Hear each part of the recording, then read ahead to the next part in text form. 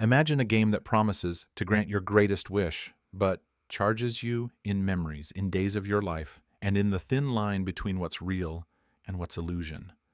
That's where Scarlet begins, a girl who has spent years writing to the enigmatic master of Caraval, legend, begging for a miracle to escape her abusive father. When three invitations finally arrive, so does an arranged engagement to a count who looks like a safe exit from the island. Her sister, Donatella, doesn't see it that way. A sailor with a troublemaker's smile, Julian, appears, and with him, the chance to run straight into the most dangerous show on Earth. There's no time for clean plans. One night of rushed choices, a drugged drink, and a beach that keeps its own ghosts throw Scarlet into the heart of the spectacle. She wakes in a skiff with Julian half kidnapped, half rescued, on the promise that Tella will meet them there. The arrival is anything but triumphant. The boat is sinking. Her dress drags her under, and Julian cuts her corset so she doesn't drown before the first trick. Then Caraval lights up, a clock shop that sells time, a door that's really a shortcut, and one phrase that stains everything. Remember, it's only a game, but the game demands blood. Before entry, a smiling child makes them sign a contract with a crimson drop. Rules: you move only at night. By day, everything freezes. The round's objective is a mystery to solve. Scarlet's objective is simpler: find Donatella. The first clue is a green key with her sister's name. The first collision with reality is a balcony view of a city that's actually a stage, a vast theater where every street is scenery. And the rumor proves true. In Caraval, not everyone is who they claim, and some have played so many times they've forgotten life without masks. Julian is one of them. Clues push Scarlet through hotels that slam shut at dawn, picture cards pointing to impossible palaces, and shops where magic is paid with what you should never give. In one of those shops, she tests the forbidden merchandise. The owner offers a protection potion in exchange for her greatest fear.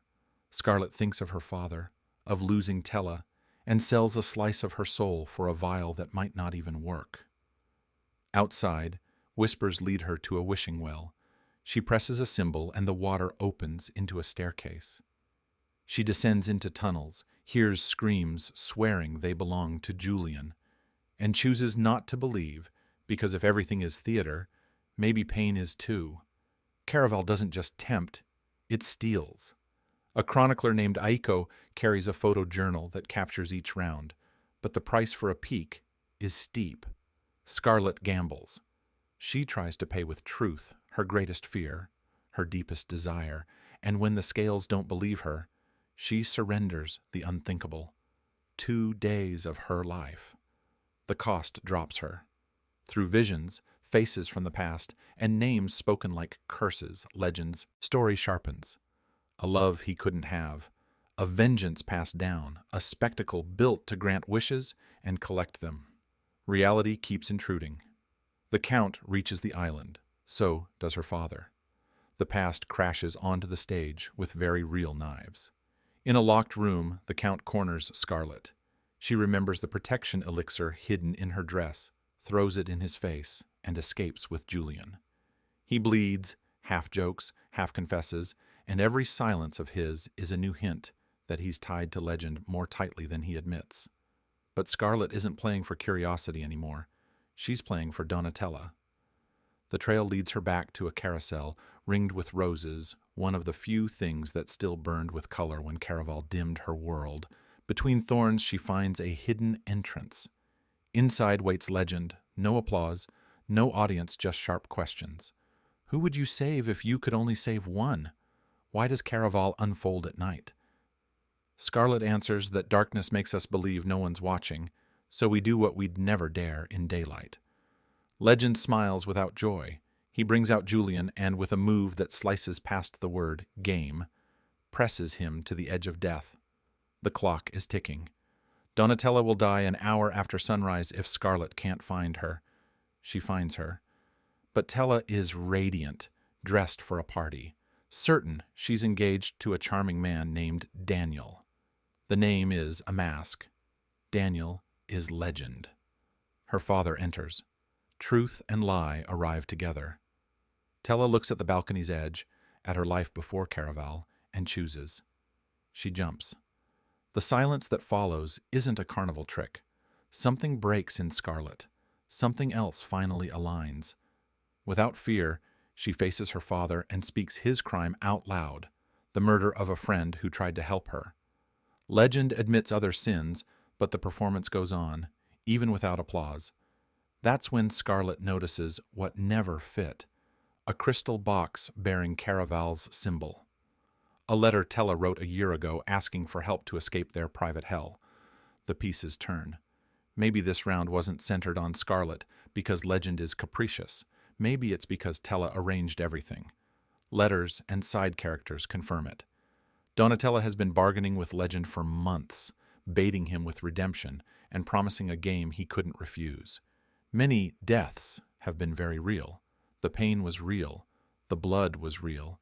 But when the curtain falls, Caraval returns life, not consequences. Scars remain.